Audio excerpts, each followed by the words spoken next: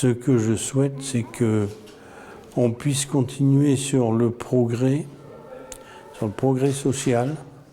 Ce que je souhaite, c'est que chacun revienne à la raison, car on a l'impression, et j'ai l'impression, que les uns et les autres ne sont plus dans la raison, mais simplement dans des attitudes de blocage qui ne peuvent pas faire avancer la société. Une relation amicale, mais absolument pas opérationnelle. La transition essentielle que connaît l'équipe d'Olivier Bianchi, c'est le fait que maintenant, ce ne sont plus les villes-centres qui disposent des moyens de développement, mais bien les agglomérations. Les agglomérations et éventuellement la communauté urbaine. Olivier Bianchi veut créer une communauté urbaine, il y arrivera, et c'est nécessaire. Et les moyens sont complètement transférés. Et c'est plus la ville qui peut faire des grands investissements. C'est pratiquement impossible. D'ailleurs, le tramway dont vous avez parlé, ce n'est pas la ville qui a investi pour le tramway.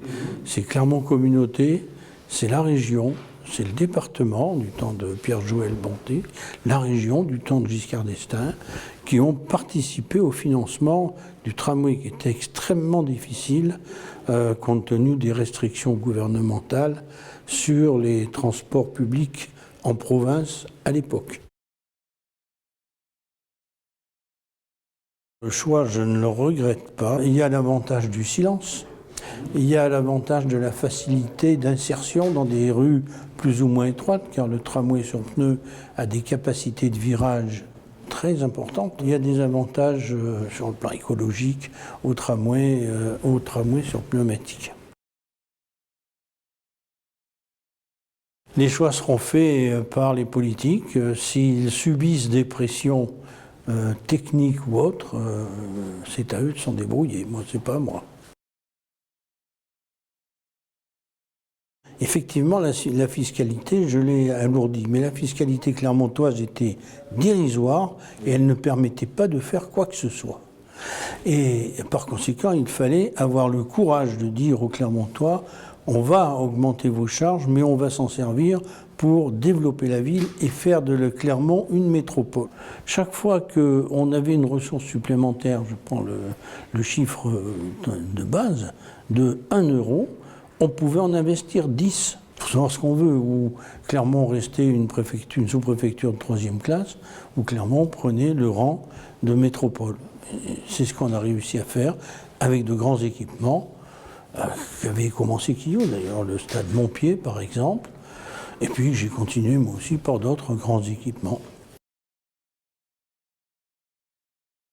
Ça donne un objectif à la ville. Oui.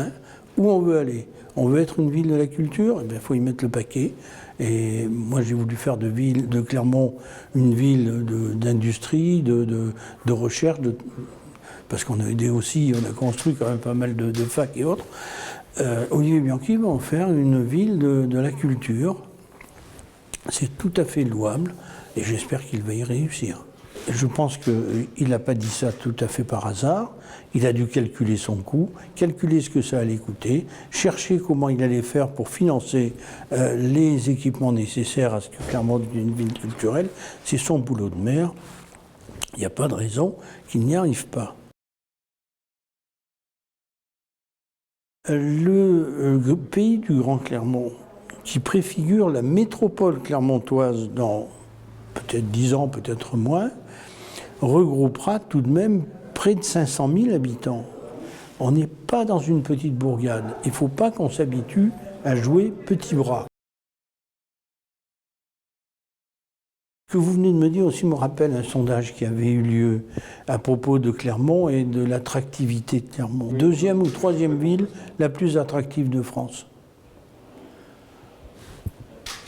Et les Clermontois ne veulent pas y croire. C'est dommage.